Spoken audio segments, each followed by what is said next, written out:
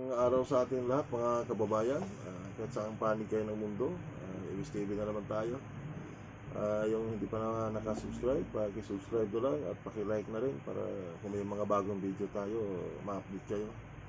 Ang pag-usapan natin ngayon is bigyan natin ng reaksyon tungkol naman sa pangalawang impeachment ni VP Sara. Magbigay lang tayo ng opinion at reaksyon.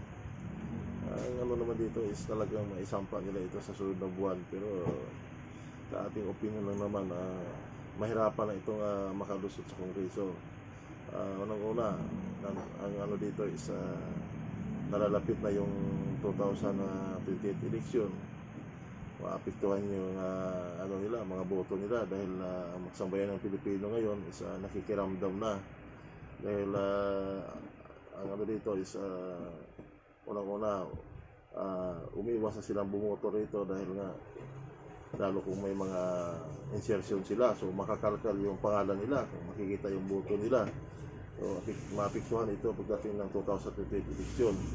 Pangalawa dito is sinubaybayan na ng sambayan ng Pilipino yung pondo ng ano natin, mga mambabatas kung saan napunta ito, kasi base di umano sa balita dito na nung mga nagdaang botohan ng impeachment, talagang malaki involved na pera. So dito hindi na masyado sila makahagilat ng pondo ngayon, lalo pumutok yung flood control scandal. So malabo na ito makalusot.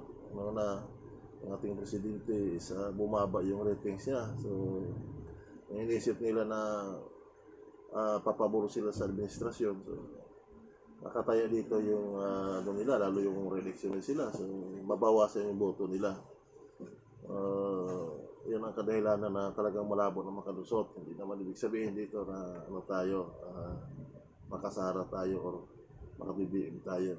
Kung talagang nakasara, di sampahan ng reklamo.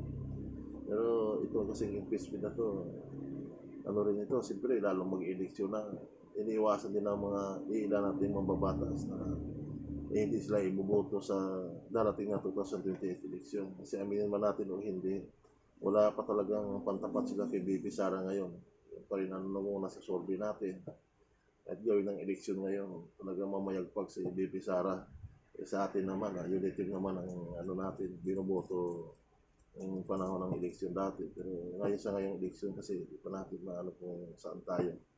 Titignan pa natin umayos sa ganung paraan naman na yung ilagay natin yung nararapat talaga na talaga magserbisyo sa ating bayan. Sa atin naman is opinion lang bilang simple mamayan. Maraming salamat at mabuhay po tayo lahat. God bless.